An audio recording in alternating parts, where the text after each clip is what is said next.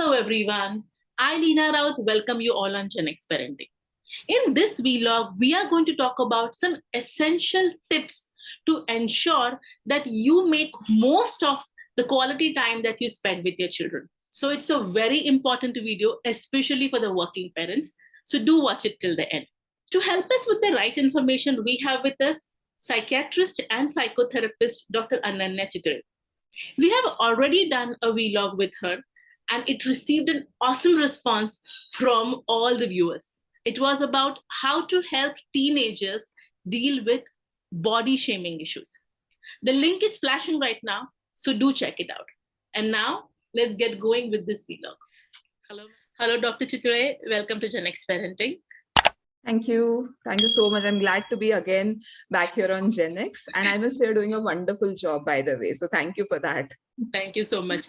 And I'm all ears to understand that how can we make most of our time, because as a working parent, we do get very limited time with our children. So by changing our body language, how can we make the most of this? Over to you. Yeah, so thank you so much for this topic, because as you rightly said, in today's age, specifically after pandemic and work from home situations, we know that we are getting even very less time, at least in past times or previous times. Once you are back from office, most of the times we would find some time, but now with work from home, it's almost like 24/7, we all are working. So that is why using our body language to still keep bonding better with our child becomes important, and it doesn't take a lot of time and efforts, right? So let me start first with importance of body language, or rather what adopting right body language can do for your child. Now, first and foremost, let us remember one thing, that all children, almost up till they are teenagers, they are learning a lot from their environment and from the people around them by imitating or modeling what they're seeing around them. Okay, and that is where what kind of body language we are using every time becomes important, because they're seeing you. So even when you're not talking with your child, you're still talking with your child via your behaviors, actions, and kind of body language you adopt. Okay, so that is one. Second thing, we all want our children to be resilient and strong, well coped up individuals as adult, right? And that's why we teach them a lot, or we want to teach them a lot. We tell them that how they should not get anxious, how they should not get angry in small problems, how they should be strong. We tell them verbally. But many parents have come to me and said, we always tell him, face the problem bravely, don't get anxious. And yet he gets so terribly anxious. And when I ask the parent that how are you coping up with your anxieties, there comes a picture where they are already adopting certain actions of theirs which display anxiety and which display their coping mechanisms, which are not helpful and which the child is picking up because the child is watching them. So it is not just about connecting with the children by using right body language, but somewhere the importance of right body language also goes to the level where we want them to understand how they are supposed to express their emotions, how they're supposed to manage their emotions in long run. So it's like if I get a call and boss calls me up and he is scolding me for some reason, and I am getting anxious and I'm reflecting my anxiety like this. Okay, now if my child is watching me, the next time he is going to face any problem, he knows this way to take out his anxiety. The other day, if I am frustrated and I am stomping my feet and walking inside the my room and banging the door, the next time my child is angry, he is going to use the same body language to take out his anger or tell that how angry is or show his anger. Right? So for these two important reasons, we need to understand or be mindful about our own body language and then rectify it and build it to a better one. So now all said and done, many parents still find it a little difficult to believe that body language could be that crucial. So let us all together do quickly this activity for a minute or so. Those who are watching this video also please do that along with us, and then we will come back to it. Okay, so let's start. Take your left hand and start tapping.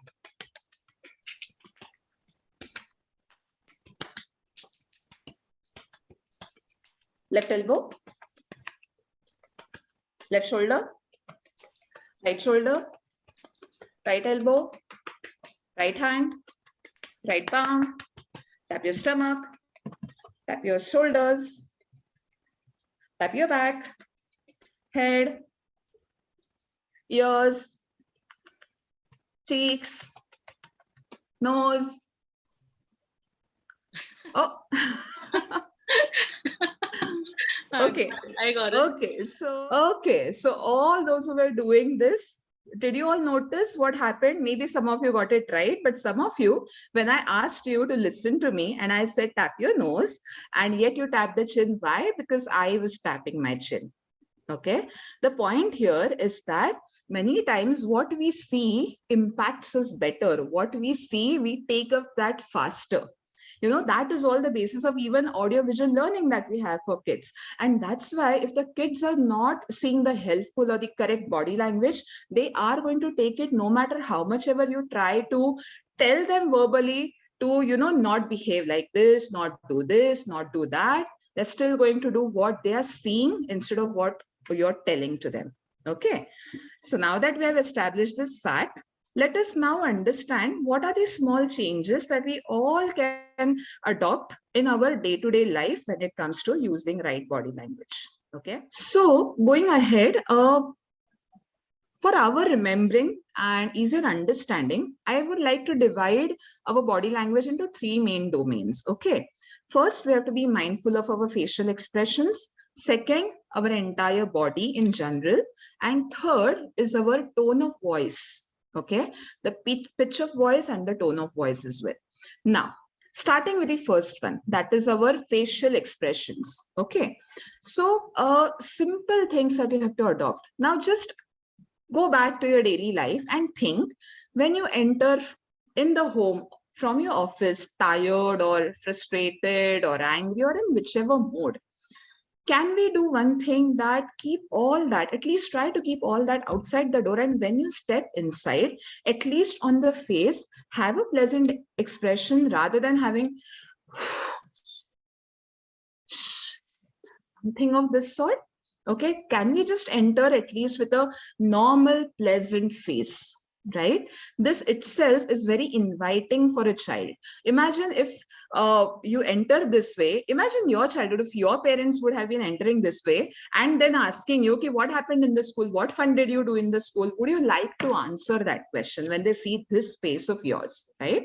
So first and foremost, start with simple thing. Let's keep a pleasant face when you enter inside. And secondly, whenever the child comes to you and tries to say something to you, what is our expression? Okay, so just imagine that my child is coming to me and telling me, "Ki mama, listen to me." And if I say, "Ha bol," instead of that, if I can use my eyebrows a bit, okay, tell me, okay, what happened? Okay, so there is an active use of various facial muscles of the eyebrows of my mouth, right? So this simple thing demonstrates more curiosity towards the child and more interest towards the child. If you send a message subconsciously via your face that you are not interested, so even though you might be internally interested, child is going to read your face, right? So simple things of this, when you want to demonstrate your curiosity, just don't feel curious from inside, show it externally also. Okay. When you're happy with your child's marks or child's achievement of any sort, congrats. Instead of that, amazing, good job, full smile. Can we do that instead of saying congrats? That is a very formal thing, right? We might use that with our colleagues, but with our children, specifically with younger children, who are below 8 or 9 years of age, they need this a little bit of overdoing of the face when we want to convey our emotions to them, right? Because remember, children as young as 3, 4, 5, or even 6, 7 will not understand complex emotions so easily in a person. They will not understand unless and until we show them very actively that how we are feeling. Okay, they will not register. That is why this little bit of, it might feel a little theatrical or over dramatic, but with kids, it is essential. Okay, so this is in short use a better use of facial expressions. This is the do's. What are the don'ts? As I already said, try to eliminate the frowns in your face. Okay, try to watch for your drooping of your mouth, lips, or your eyelids. Right? If that, see, again, when we are frustrated, it does happen that we subconsciously we are frowned, right, or we are looking dull, right? So it is a good exercise to actively just go into the mirror and practice smiling. Most of us have forgotten that. That's how you get a smiley face, okay? Not by just thinking that, no, why my face is so dull. It is a good way to practice these happy faces whenever you can in front of mirror, so that with your child that comes out automatically. Right, so this was a little bit about facial expressions. The second one, as I said, is use of your body parts, the other parts of your body, along with your facial expressions, of course. So now also when you see when I'm talking, if I would have been talking to you like, okay, body language is important and you need to use your body language. Please be mindful of your expressions. Please see to it. How does that sound? Right? Similarly, when you're talking to your child, use of your entire body parts wherever relevant to communicate how you're feeling about the whole situation in a right way is essential. For example, again, talking a little bit about younger children who are, very less in terms of our height. So if you take a child who is maybe in first standard or second standard, their height is maybe between 3 to 4 feet. Right. So now in these children, when they're saying something to us, they're looking at us like this. Mama, this has happened in school. Dada, this has happened. And we are looking them like this down. Why? Obviously, because we are tall. So one important practice is always we say that go down at the level of your child, right? At the level of your child's height, so that the eye-to-eye contact is direct. You are not looking down, the child doesn't have to look up. Right? This establishes an equality, a feeling of belongingness, a feeling of equality, and a non-threatening feeling to the child, non-dominative feeling to the child when we go at the child's level. So I would suggest that you can literally kneel down. If kneeling is not possible, squat down or sit on a chair where you come to the eye level of the child and then talk. Okay. Another simple thing that you can include in using body parts is use of your shoulders. Okay, so whenever child is showing you something or trying to communicate something to you, please bend the forwards a bit. I have seen parents who are talking like this. Okay, this, as many of you might be knowing, this is a very not so welcoming kind of position of hands, right? This shows closed attitude. This can shows anxiety within you.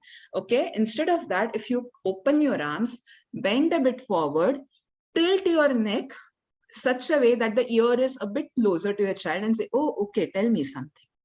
Okay, so this again, without you doing anything much or telling that I'm curious, already demonstrates that you're curious, you're enthusiastic to hear the child, right? So this is the use of shoulders, neck. Then coming to some gestures that we have to be mindful of. Now, as we already started this discussion with that, we all are busy, right?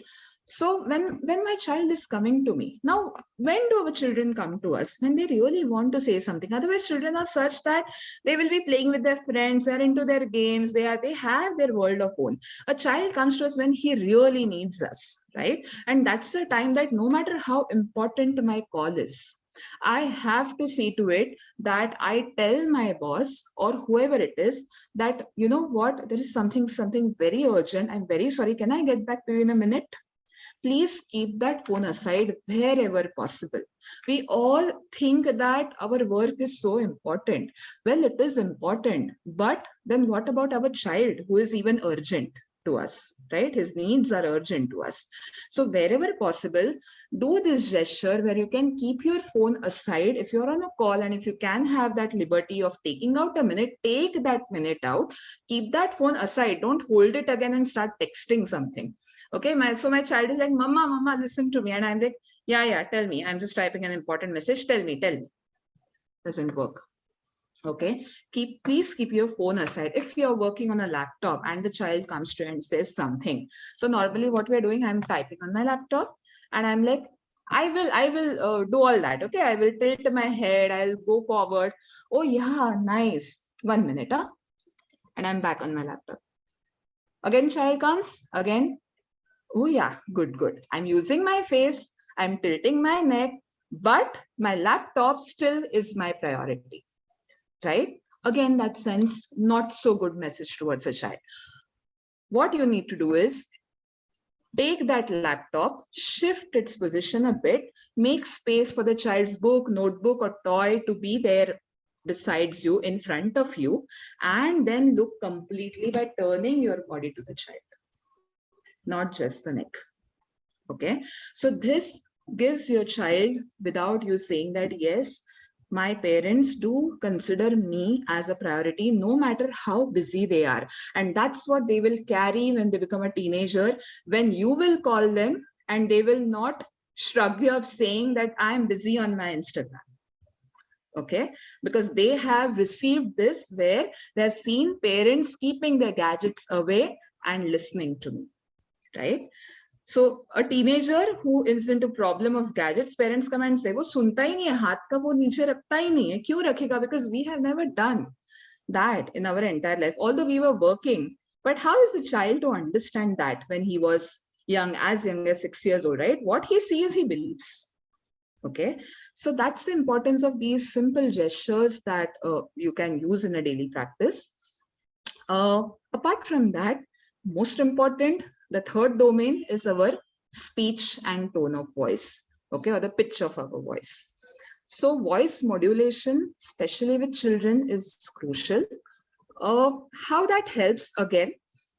So again, when I'm talking with you, or when we are talking with our friends, right, doesn't make you feel invited to discuss if the opposite person is like, ha bol, ha theek hai, acha hai, good, good. Keep it up, huh? Nice, nice. Okay. I might even do this. Nice, nice, nice. Okay, but if I'm continuing in the same tone, my disinterest or just that I'm being formally expressing my happiness, or maybe I'm not even happy, I'm just doing a formality, is what gets conveyed, right? So proper voice modulation. And this is important when our children are obstinate or when our children are throwing temper tantrums. Okay, so what happens when the child is throwing a temper tantrum? What is our body language? We want to control the child anyhow. We want that the child should come under our control. So our body language and our tone of voice automatically becomes very loud, many times more than needed. Okay, and remember, children know one thing very clearly. My parents raise voice, I will shout to next pitch. Okay, so many of the times initially you will find that if I raise my voice, my child shuts up, because initial years of your children, the fear thing does work with them. But as a child grows and starts finding his own voice, now no matter how loud your voice is, they are going to double it up, right? So whenever you want to not bend according to their demands, when you know that whatever child is demanding is not right, it is important that you maintain that firmness by your body language and your voice as well. So the child is asking, I want the phone, I want the phone, I want the phone. That's the temper tantrum about. And you're saying, nahi milega.